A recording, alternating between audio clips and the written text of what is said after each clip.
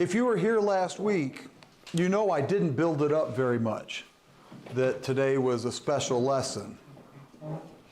And we even got out early last week, and I said I may reserve that time for today. We'll see. Hopefully not. But this is, there's some good stuff. I am so enjoying my morning. My mind is freshest in the morning, so I get up and even before I turn the coffee machine on, I'm on the couch with maybe a glass of milk and something, and just start studying. And I'm having great mornings. All right, here we go. This is going to be fun. Let me read the first 5 verses. 1 Samuel 22. You recorded it? Yes, that's Sunday school. You need to remind me. Brian's got the recording on Wednesdays. Sorry. No, you're fine. All right, 1 Samuel chapter 22. I'm going to read the first 5 verses, and that's going to be, we're going to have a lot to say even here, and then it gets better or deeper. David left Gath and escaped to the cave of Adullam, where his brothers and his father's household heard about it. They went down to him there. All those who were in distress or in debt or discontented gathered around him, and he became their commander. About 400 men were with him. From there, David went to Mizpah in Moab and said to the king of Moab, "Would you let my father and mother come and stay with you until I learn what God will do for me?" Don't you just love his attention to bringing God into this? Even with people that aren't believers, that they're not Israelites, they're not. He says, I need this until I figure out what God wants me to do. I wish we all talked like that more often. It goes on, so he left them with the king of Moab, and they stayed with him as long as David was in the stronghold. And I'll just tell you now, the stronghold there is the cave. As we follow David, I did a little looking into this, there are several different strongholds that he's going to come across, that he'll be in. And to kind of study those out and look at each one individually was very interesting, a very interesting study. But in this stronghold, it is speaking of the cave, and I just want you to keep the idea of a stronghold in the back of your mind, because who is, listen carefully to the question, who is David's stronghold? Not what is David's stronghold, who is David's stronghold? God is. And so he's in a stronghold, but even when he's in a stronghold, that's just a location. His stronghold is still God. And there are times when he is doubting God that he trusts the stronghold. And other times, when he's really trusting God, he doesn't care about a stronghold. And just kind of keep that in the back of your mind as you watch his story over the weeks to come.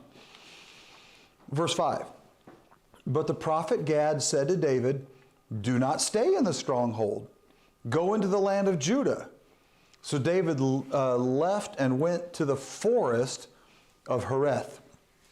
All right, now, I want to talk about these first 5 verses, but not in order, because I want to give us some context, and then you'll see where other things are important. So I want to start in verses 3 and 4.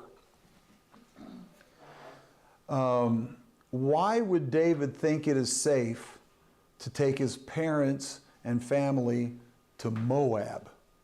You guys can't answer yet. I should have told you can't answer yet either. But yeah, that's exactly right. Where's Ruth from? Ruth was a Moabitess. And what's Ruth got to do with this? Who's Ruth? David's grandmother. So he's kind of back in town. And he says, "Hey, can my parents stay here for a little bit? Ruth's offspring? Like, why not, right?" And so you've got David taking his relatives there where it'll be safer for them among the Moabites than among the Israelites. How sad is that? That they are better off with the unbelievers than with God's people because God's people were not acting the way they should. Isn't that sad? So that's why they're in this area. This was Jesse, who was the only one that went to Samuel's invitation to the feast. Right. Nobody else showed up. Yeah, so the rest of the, if you go back to when David was anointed, Samuel called all the town together, all the elders, but didn't demand it. So anybody who wants to can come, and we're going to have a feast, and it's going to be a religious ceremony. And then he went to Jesse, David's family, and said, Jesse, it's really important you and all of your family are there. Consecrate yourselves. Like, you got to make sure you were there. And the only evidence we have is that they were the only ones there. So they're back in that town. Okay? All right, so verse 1. Now, that gives the context. That's where they're at. Verse 1, I want to back up, and it says, David escaped there. He doesn't say he just went there. He said he escaped there. What does that tell us? He was determined to go there. He was determined to go there. What else? They were after him. He was fleeing. Yeah, they were after him. He's fleeing. It's not just going somewhere. Escaping there means I'm getting away from the danger to where it's safe. And David wrote 2 Psalms that we know of while he was in this cave. I believe the first one that he wrote is Psalm 142. Yes, we are going to turn there. 142. 142. I would assume Psalms is the biggest book in the Bible, isn't it? Yes. The title of Psalm 142 is a maskil of David when he was in the cave, a prayer. Okay, so he could have been in, he's been in a cave and will be in a cave, in caves a couple times, but when you hear the prayer, I believe you'll agree with me, it was probably this time. And let me just read you some things here. I cry aloud to the Lord. I lift up my voice to the Lord for mercy. I pour out before him my complaint. Before him, I tell my trouble. Stop right there. Good idea or bad idea? It's a great idea. When you have trouble, what's the first thing you ought to do? Cry out to God. That's what David does. Now, his troubles are bigger than my troubles. I had to deal with a septic tank in the last couple of weeks. I'll deal with that all day long compared to somebody trying to kill me. Right? And so he pours out his troubles. And as he does, he's pouring out his troubles to the Lord because look, let me say this, because I hear this in this culture a lot, that if you're upset with how things are going, you can even tell God you're mad at him. His shoulders are big enough to handle that. Have you ever heard that? I hear it all the time. No, never tell God you're mad at him. That just tells you how wrong you are. You can tell God your troubles and say, I'm upset about my troubles, but if you blame God for them, now we're going to see that God even brings or allows trouble, some severe trouble. And God is at the helm of it. We're going to see today. But you still can't blame God. In fact, God's doing what is righteous. And so we'll get to that. But you can take your problems to him because he's the solution. And so you go to him and say, here are my problems. Look, verse 3. When my spirit grows faint within me, it is you who watch over my ways in the paths where I walk. People have hidden a snare for me. Look and see. There is no one at my right hand. How's he feeling now? Alone. Very alone.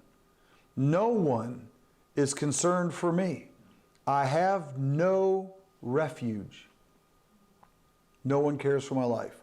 So, how alone does David feel? Extremely alone. And what's he do? And it's all your fault. You anointed me. How come you're not treating me better as you're anointed? Does he give God any of these excuses? No. He says, because God, you always do what's right. So when this doesn't go right, and it's not going according to the plan I would have expected from you, I know you see it. So I'm bringing it to you. This is your problem as much as it's mine. And I love that. So he brings it to God and says, I need your help. But he's all alone. When he's all alone, verse 5, what does he do? Cries out to the Lord. He says, you are my refuge. What did he say a minute ago about refuge in the verse before? I have no refuge. I have no refuge. So if he has no refuge, but you are my refuge, help me understand what he's saying. It's very easy. This is not a trick question. God instead of, he's relying on God. There are earthly refuge, like a cave, And heavenly refuge. but that's not really where I find safety. I don't find safety in this earthly refuge, this stronghold, this cave, even though it's safer than out in the open. I need you as my security. Now, this is beautiful, is it not? To hear, listen to my cry. No, let me finish this. Verse 5. I cry to you, Lord, and say you are my refuge, my portion in the land of the living. Like, everything I live for is about you. Spiritual refuge. Spiritual refuge is way more important than an earthly physical refuge. So listen to my cry, for I am in desperate need. What kind of need? Desperate. And what kind of men are going to come join him? Desperate. Desperate men. You see, God put 401 men in desperation to unite them. And for 401 men to come, 401, 400 plus Dave, y'all know what I'm saying there. Because 400 desperate men needed one commander to lead them in the ways of God. And they were united. And they were united. We're going to get to that in a minute. I read ahead a little bit. Hey. It was so interesting, I had to keep reading. I know. I'm telling you, this is a really, I'll just keep going. Set me free from my prison. Where is he when he says this? Rescue me from those who pursue me. You skipped ahead. Oops, rescue me from those who pursue me, for they are too strong for me. In other words, I cannot do this on my own, but it can be done. How can it be done if I don't have the strength? How can it still be done? God does it. So he's saying, I need you, where I'm not enough. Do you see his humility all the way through this? Do you see his humility, but at the same time, his, what's the word I'm looking for? Honesty of what he's feeling and what he's going through, his sadness, his sorrow, his loneliness. And what he wants to do, that I may praise your name. It's like dependent on God. He's totally dependent on God, but at the same time, his desire is for God's glory, not just his own freedom. He says, set me free from my prison, which he feels locked into this cave. So what's he told to do at the end of this? Leave the cave. All right, well, I guess I'm getting set free from my prison. Yeah, but if God's telling me to do it, then he's my refuge. I don't need this one. That's where this is going. So he gets set free, but for what person? He wants to be set free that I may praise your name. Then the righteous will gather about me because of your goodness to me. Is he alone? When he writes this, is he alone? Yes. And what is he asking for? Righteous people to gather around him. Why is he asking for that? Two reasons. One, He's lonely. because he doesn't have it yet. He's lonely. And two, that's who he wants to have around him in order to praise the Lord. So back to 1 Samuel 22. Does God answer that prayer? By the end of verse 5, and we don't know how much time, I mean, there are obviously some days for him to get in the cave, hide in the cave, his family to hear about it. You know, you understand, this isn't 24 hours. And so by the end of 5 verses, David's written this prayer, and he has 400 people, men that are with him to support him. Does God answer prayer in a bigger way than we would expect? 400 men to be with David? You wonder how those 400 heard about where he was. And Saul still doesn't know? I think it's because of the kind of people that God used to supply support for David. It names 3 characteristics: distress, debt, and discontented. It's nice of them to have them all D words so we can remember. The word distress there in the Hebrew, I won't pronounce it right, but tsar. Is that close? Okay. It literally means those suffering oppression or danger or persecution. See, you can look at these and think, oh, he just went after the down and outers. I hear that in a lot of the other sermons. Went after the down and outers. Well, do you know who the down and outers were? Righteous. The righteous who were trying to exist under Saul's regime. And we'll see, this chapter shows us how little Saul cared for righteous and how much he cared only for himself.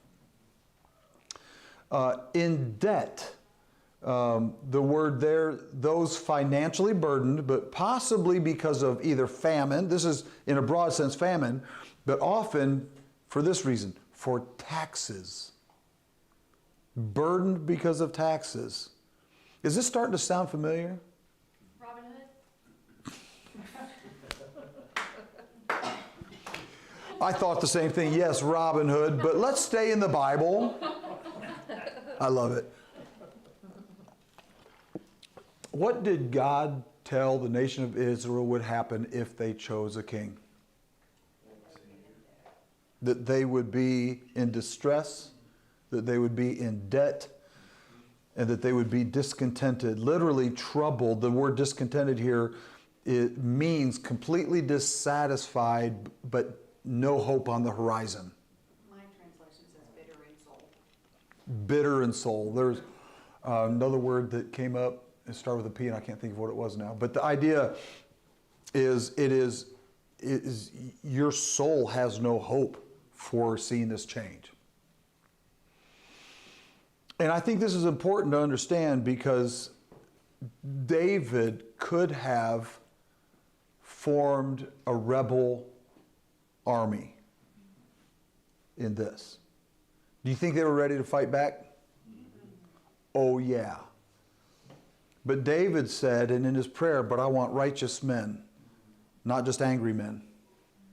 I don't want just available men. I want men that will do it with a godly attitude. And so when David gets these 400 bitter men, can you imagine 400 bitter men in that culture? Like, is there any heat in... Y'all, you know what I'm saying? And David stands up. He had to have stood up. We will see. He had to have stood up in front of them and said, guys, we're going to do this. In fact, God's anointed me. I will be king someday. However, we are not going to break God's law. And as long as Saul is king and God has him anointed as king, we're going to do this right. Because they knew that, David, you can get him now. You know the drill. Oh, okay, let him live. Like they were ready. They were ready to fight. And David teaches 400 men how to be godly men. And let me tell you something, those 400 godly men, they turn into something fantastic. I got to turn on the clock or I will not. We'll let you Thank you. Because, I mean, this is still warming up to what's coming. First Chronicles, and we need to just take a minute. Go over to First Chronicles. Now, do you realize that 1st, 2nd Samuel, and then 1st and 2nd Chronicles, and 1st, 2nd Kings, they overlap in times, you know. But what we're reading about in 1st Chronicles are the chronicles of stories from 1st and 2nd Samuel, 1st, 2nd Kings, things like that. Good. But I just want to give you a glimpse of the future. 1 Chronicles 11.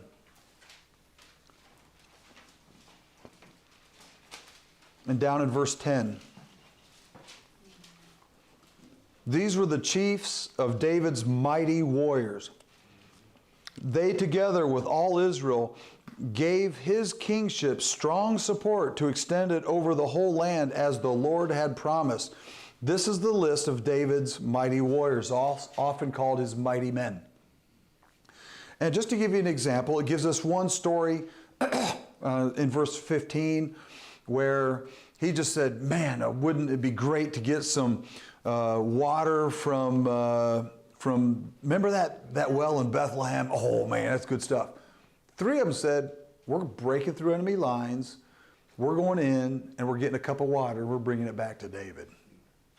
I mean, that kind of loyal support. And these guys, 2 of them decided to take on and they killed, I forget, 30, you know. Like, these guys are awesome. It talks about them being able to fight with either a sword or a sling. David taught them all how to shoot a good sling with their right hand or their left. They get wounded, give me the other hand. I'm still good and deadly. These guys simply put rocket, man. And look at chapter 12. These were the men who came to David at Ziklag. So there's more going to join while he was banished from the presence of Saul. So the whole time that David's running from Saul, he's building an army of the best because Saul is diminishing in his leadership because he's pursuing leadership. David is gaining in leadership because he's pursuing God. Boy, if we could understand that. Verse 2 of 1 Chronicles 12 is that the fact that the people that could do the right hand or the left hand were Benjaminites. I know. Kinsmen. Yeah. So the whole thing that he took the relatives that would have probably totally supported Saul if he would have been a godly king. It just shows even Saul's family had turned against Saul. The whole nation was turning against Saul. And so the more everybody turned against Saul, the more Saul did to try to cling to it himself. Does that not sound like us? When we want something and God says no, we say yes harder. All right, let's go back to 1 Samuel.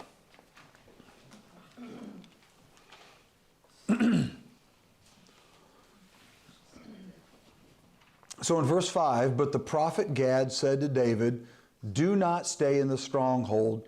Go into the land of Judah. So David left and went to the forest of Hereth. If you were trying to protect yourself, which is safer, a cave or a forest? I'd say a cave. They got one way to come in and get you, and you got all your guys up front to protect you. I wouldn't want to attack a group in a cave. I'd have to wait to try to starve them out or something. But in the forest, you can sneak up from any direction. Then why is it that David was so happy to go there? I looked it up. From the Adullam cave to the Hereth forest is between 8 to 12 miles, a half day's journey on foot. Basically, leave the stronghold because I got you. Because the safest place to be is in the center of God's will. Isn't that what David prayed? Get me out of the cave, the prison, so that I can honor you. He says, good, then get out of the cave. Go over to the forest. Let me protect you. It was about this time that David wrote another psalm, coming out of the cave. Let's go to Psalm 57. And the reason I want to do this is same situation. But now we see how David handled his problem when he had no answer. And we're going to see what that did for his spirit. How did he feel when he cried out to the Lord in Psalm 142? Alone, sad, discouraged, but he knew one thing to be true: I need God. And he lived on that. Now let's look at Psalm 57.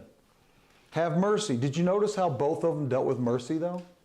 He lives understanding the mercy of God, which is why he is able to live a consecrated life.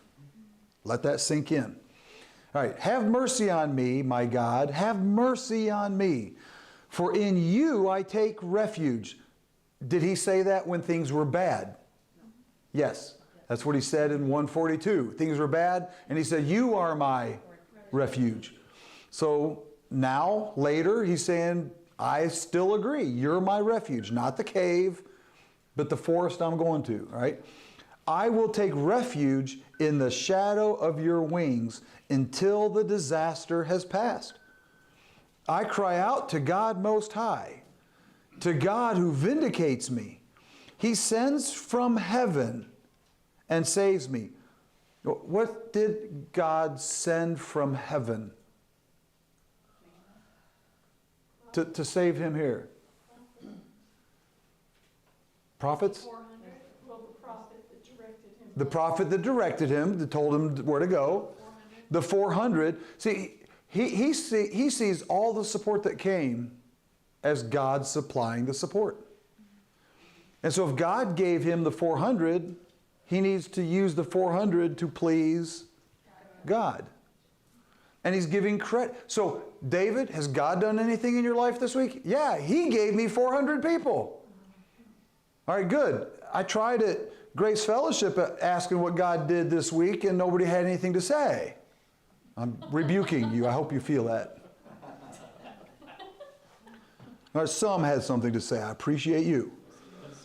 Verse 3, he sends from heaven and saves me, rebuking those who hotly pursue me. God sends forth his love and his faithfulness. You see how he recognizes he doesn't have to go against the enemy because God is going against the enemy. Tell me you see that. Because if you don't, you'll be confused in David's actions as we watch this stuff. I don't have to hurt Saul. God can deal with Saul when he's ready. Verse 4, I am in the midst of lions. I am forced to dwell among ravenous beasts, men whose teeth are spears and arrows.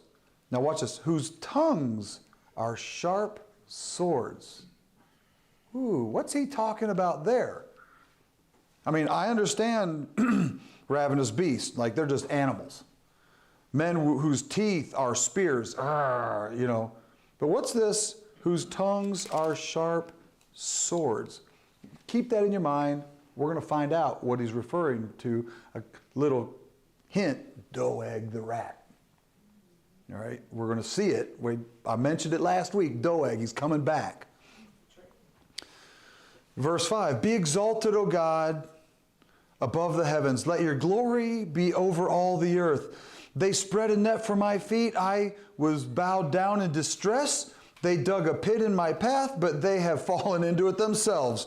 My heart, O God, is steadfast. My heart is steadfast. I will sing and make music. Oh, wait, isn't this the same guy that wrote a minute ago, I'm so alone? What happened to his attitude? He's refreshed. He's refreshed. Why? Because when he didn't know what to do, he went to God and waited for God to bring the answers.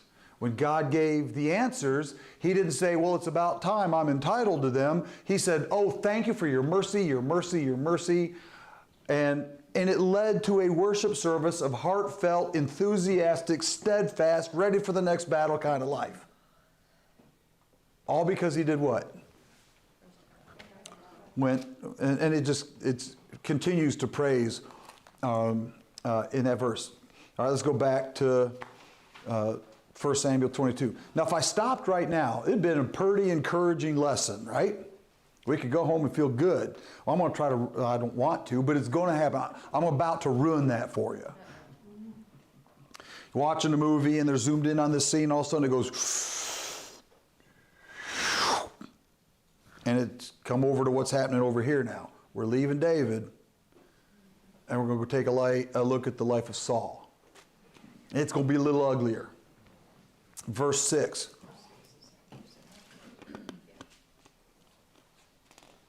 Let me give you a hermeneutic principle before I read it. Something to look for. Let me give you an example of it too. Go back to chapter 19. Yes, 1 Samuel, chapter 19. Often, the way they spoke and wrote, they would state a question, but they're really making a statement. They're not asking a question, they're asking the question in a way of making a statement. Let me give you an example of chapter 19, verse 17. This is when Michal, David's wife, sent him away before Saul could come there and kill him. Saul shows up and says to Michal, why did you deceive me like this and send my enemy away so that he escaped? That question is a question. He wants an answer. Michal told him, he said to me, let me get away. Why should I kill you? Now, the why should I kill you, is that a question? It is rhetorical, but really it's a statement. Saying what? If you don't let me get away, I'm going to have to kill you. But rather than coming out and saying, if you don't let me get away, I'm going to kill you. Now, David didn't say this. This is what Michal is telling Saul as an excuse. But you see how they use their language. They ask a question in a way, well, why should I have to do this to you? Meaning it's up to you, my response. You get that? All right, now, watch for that in Saul's questioning, because he's not actually asking in a debate. He's doing the same kind of thing. Starting in verse 6. Now Saul heard that David and his men had been discovered, and Saul was seated, spear in hand, under the tamarisk tree on the hill of Gibeah, with all his officials standing at his side. In other words, he's ready for action. The minute I find out where David's at, we're moving. Verse 7. He said to them, listen, men of Benjamin, will the son of Jesse give you fields and vineyards? Is that a question or a statement? What's the statement? Stay with me. I'm going to give you these things.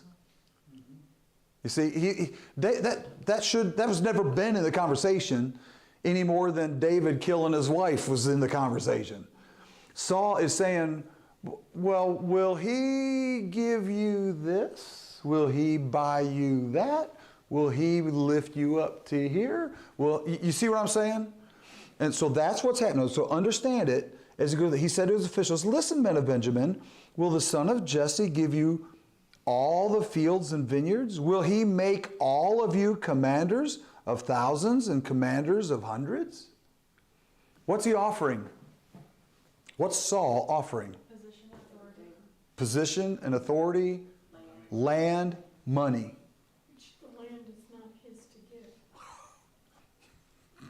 Does that stop Saul? Because he thinks it's his to give. I'm king, I own it all. Well, back when, the whole idea of having a king came up and God said, tell them what's going to happen if they want a king. One of the things He's going to take from you. all your land, and so now he's saying, yeah, you do what I want you to do, I'll give it back to you. Yep. So we see the righteous ones already suffering with this, but this tells us everybody's suffering with it, because the only people that is benefiting are the people that are in Saul's corner. Okay, let's keep going. Verse 8. Is that why you all have conspired against me? No one tells me when my son makes a covenant with the son of Jesse.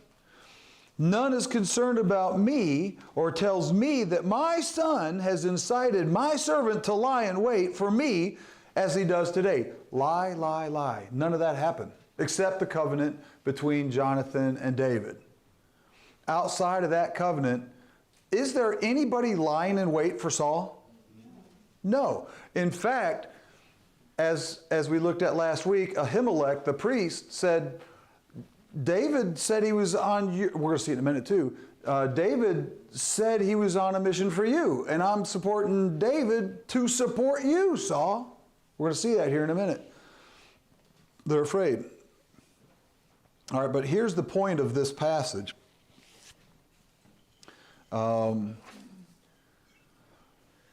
Doeg. I don't like him. Has anybody read the rest of this chapter and knows what's happening? 4 or 5 of you. Just hang in here with me. Verse 9. But Doeg, the Edomite, who was standing with Saul's officials, said, I saw the son of Jesse come to Ahimelech, the son of Ahitub, at Nob. Remember last week, if you were here last week, you know what I'm talking about. When David showed up at the tabernacle with Ahimelech the priest, he said, I need something to eat. And Ahimelech was terrified. Why do you think he was terrified when David showed up by himself? What was the prophecy? Well, does anybody know what the prophecy is that, not you, not you. I'm going to stay home. No, yeah. What happens when he gets a You have too much fun here, I know. smart student in the class? Why would Ahimelech, are there any prophecies you can think of that would concern Ahimelech when somebody shows up? Was it to Eli? It was to Eli, and we'll get to it in a minute. It's food for thought, but you are spot on. All right, so Ahimelech inquired of the Lord for him. He also gave him provisions and the sword of Goliath the Philistine. Then the king sent for the priest Ahimelech, son of Ahitub, and all the men of his family, who were the priests at Nob, and they all came to the king. Saul said, listen now, son of Ahitub. Yes, my lord, he answered. He doesn't know anything's wrong yet. But he is concerned. All right, so let's talk about this. Go back to chapter 2. Was Eli a good priest or a bad priest? He was bad. And that's why God sent Samuel to be raised there so that he could raise up a new priesthood outside of Eli. Because Eli had blown it. He was getting replaced. And so look at chapter 2, verse 27. Now a man of God came to Eli and said to him, this is what the Lord says. Did I not clearly reveal myself to your ancestors' family when they were in Egypt? Under Pharaoh, I chose your ancestors out of all the tribes of Israel to be my priest, to go up to my altar, to burn incense, and to wear an ephod in my presence. I also gave your ancestors' family all the food offerings presented by the Israelites. Why do you scorn my sacrifice and offerings that I prescribed for my dwelling? Why do you honor your sons more than me by fattening yourselves on the choice parts of every offering made by my people Israel? Ooh. So if you were Eli, what should you do in that moment? I repent. Drop on your face, I'm so sorry, I repent, what I got to do. But he doesn't. So therefore, the Lord, the God of Israel, declares, I promised that members of your family would minister before me forever. But now, the Lord declares, far be it from me. Those who honor me, I will honor. But those who despise me will be disdained. Ooh, that's scary, isn't it? How important is it to honor God?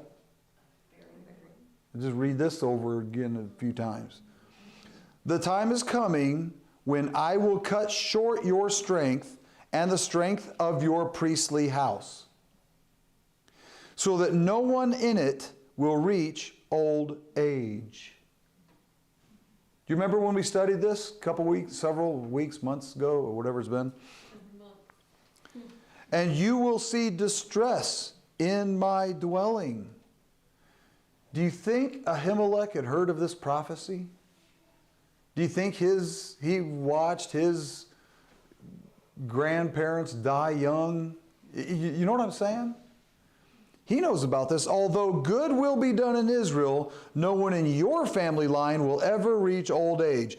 Every one of you that I do not cut off from serving at my altar, I will spare only to destroy your sight and sap your strength.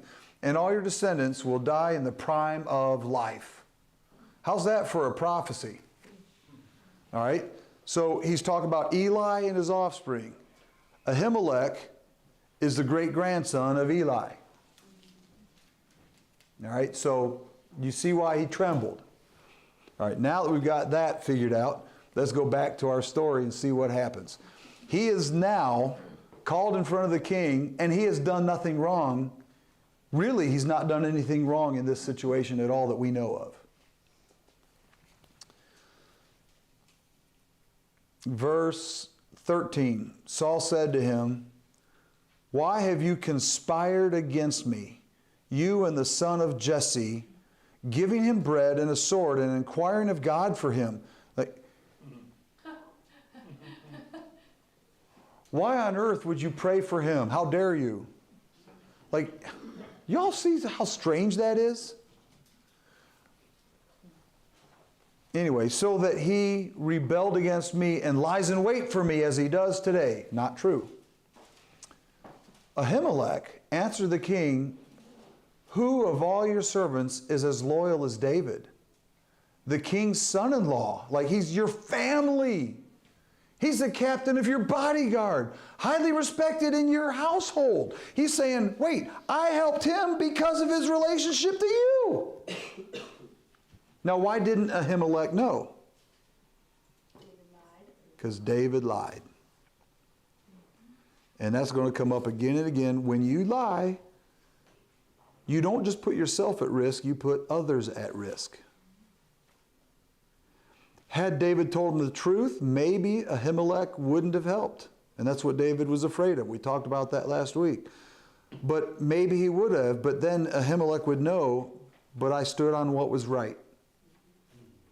But the choice was taken away from him because David lied.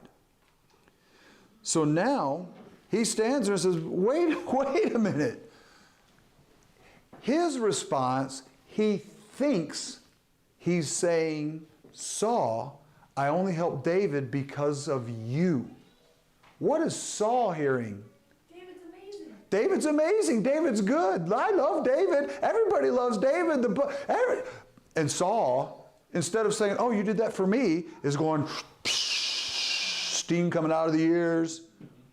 Because he can't see straight because he's walking in sin. When you are walking in sin and walking in pride, you cannot see straight. That's why before you fix a problem when you're mad, confess your sin before the Lord. Get right with God, get a settled heart, then go deal with the problem. So that's why he says, these tongues are sharp swords, because they're lying. Yeah, exactly. In Psalm. Yep. Yep.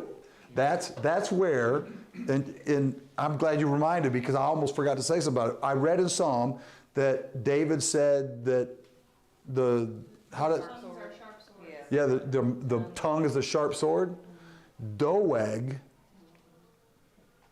was a problem in all he had to do was to give up David, right? Is that such a bad thing? I mean, we know it's not right, but really it's the authority saying, I need information. All he's doing is information. He's not hurting anybody, right? Let me tell you something about sin and about temptation. Temptation will tell you, this is what it's going to cost. I know you don't like it. It's not good to tell on David, but look at what you get. Every temptation of any kind is going to say, this is all it's going to cost you, but look at what you get. And when I teach on temptation, The most important lesson is if you identify the lie in the temptation, you render the temptation powerless. The minute you say, wait, you're saying it's only going to cost me this? No, it's going to cost me more. Then the temptation doesn't have power. Or you say I'm going to get all this? No, it's going to actually get me this. You identify the lie, the temptation has no power. All right, but let's watch what happens to the life of Doeg. And I'm running out of time. And I can't do it in 2 weeks. It'd be too depressing. Where am I at? What verse? 15, yeah. 15? Was that day the first time I inquired of God for him? Of course not. Let not the king accuse your servant of any of his father's or any of his father's family, for your servant knows nothing at all about this whole affair. I didn't know. I thought I was supporting you. But the king said, you will surely die, Ahimelech, you and your whole family. Now watch this. This is just, whew. Then the king ordered the guards at his side, turn and kill the priests of the Lord. How far has Saul fallen?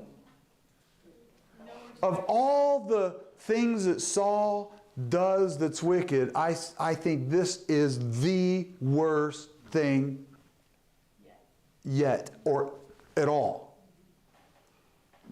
Watch this. Turn and kill the priests of the Lord, because they too have sided with David. That's how selfish he's being. They knew he was fleeing, yet they did not tell me. So if they didn't tell me, they deserve to die. Now watch this. But the king's officials were unwilling to raise a hand to strike the priests of the Lord. Now, put yourself in Ahimelech and his whole family's position. David shows up, you're terrified. You know the prophecy. But David says, I'm not here to kill you. I'm here to get food. Take the food. Saul calls you. And you're wondering, is this good or bad? I mean, I just supported his guy, but this is abnormal. And I'm always worried about this prophecy. So they go. And it turns bad real quick. And Saul says, you're all going to die. And they're like, oh no, this is it. With all these guards here, we can't fight because we're out of, what can we do? And the guards go, this is wrong. We're not doing it. Now, how do you think that made Saul feel? Embarrassed, hot. Now he has more to try to hold on to, because the harder he tries to hold on to something himself, the less of it he has. Learn that principle. The more you try to hang on to something God doesn't want you to have, the less you're going to have, the more frustrated you're going to be, and the more sin you'll do to keep it. And that is how the devil works in your life, to build up sin in your life, is by first just trying to keep thinking, who gave it to him to start with? God gave him that position, but he misused it. And now he's trying to hold it for himself, for his own purposes, and look where that has taken him. Let me keep going. So you think they're safe now. Then the king ordered Doeg, well, you turn and strike down the priests. And he's a chief shepherd willing to prove himself. Yep, and now he is this chief shepherd, which is a low on the totem pole. He's been promised prestige and power and money, but now he's being told, I know I said you only have to tell me where David is. But now, you need to kill Ahimelech. Oh, and by the way, 85 other priests wearing an ephod. But now he's in too deep. I've already started. I've lost my reputation of trust. If I don't do this, I don't get my reward. So at what point would Doeg stop to get his reward? He's already in too deep. You see how the devil gets your hooks? His hooks in you? All right, let's keep reading. This is nuts.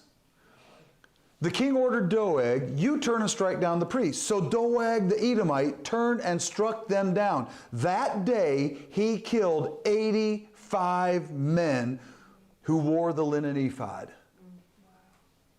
Watch this. He also put to the sword Nob, the town of the priest, with its men and women and its children and infants and its cattle and donkeys and sheep. Once you start down a path of sin, how far does it go? You don't know. It spirals out of control. But one son of Ahimelech, son of Ahitub, named Abiathar, or Abiathar, or how would Abiathar? See, you came for a reason. He escaped and fled to join David. He told David that Saul had killed the priests of the Lord.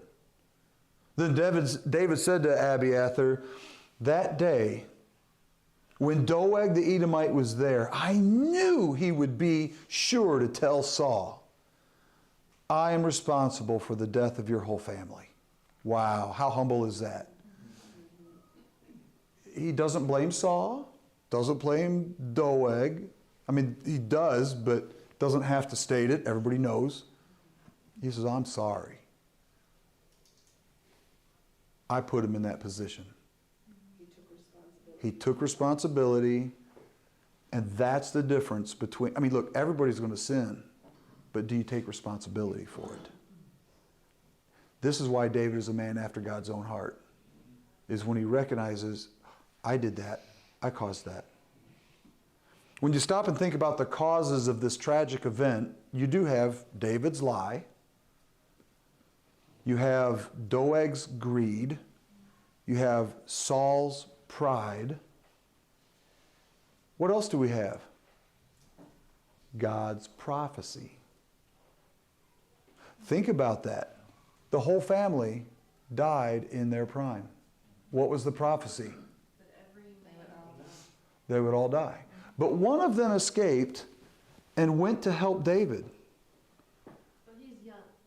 And he's young. So it doesn't have to be his time to die. He serves David well. In fact, go to 1 Kings 2, further along in the story.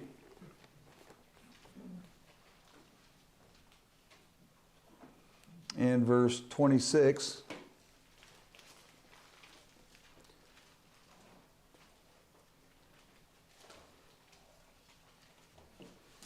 This is Adonijah. I'm not going to go into the whole story, but let me just tell you what happens with Abiathar in chapter 2, verse 26. When David's throne is over and someone else is king, it says to Abiathar the priest, the king to Abiathar the priest, the king said, go back to your fields and Thoth.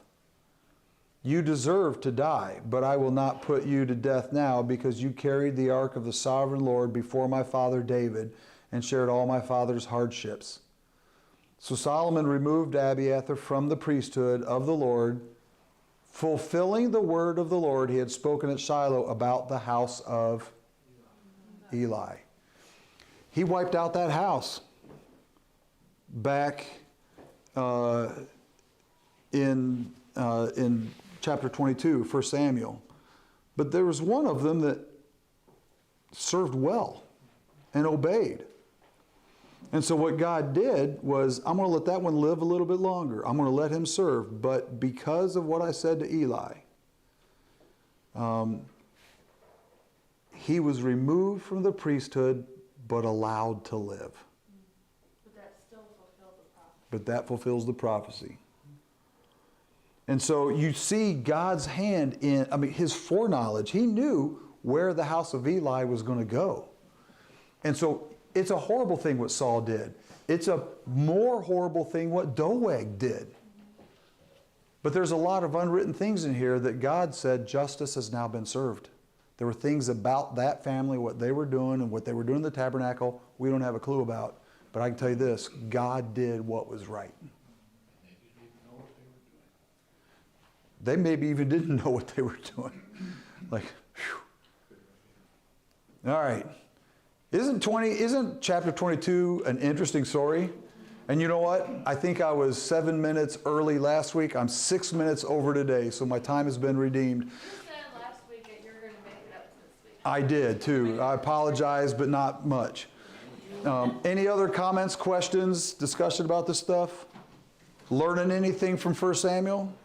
Yeah. Seeing these stories in a new way at all? Who's going to go this weekend have their mercy observation deck open? Yeah, who's going to open their mercy observation deck this week? Look for God's mercy. Let's pray. Dear Jesus, I do pray that you would help us to look for your mercy. And I even see it in Abiathar, that you took this one that for some reason he had the right heart, and he had the heart to serve David and to lead your ark and to do the things that you did. And I see mercy even in this horrible passage of the effects of sin. And I thank you for that. I pray you help us to keep our eyes open for your mercy all week now. In Jesus' name, amen.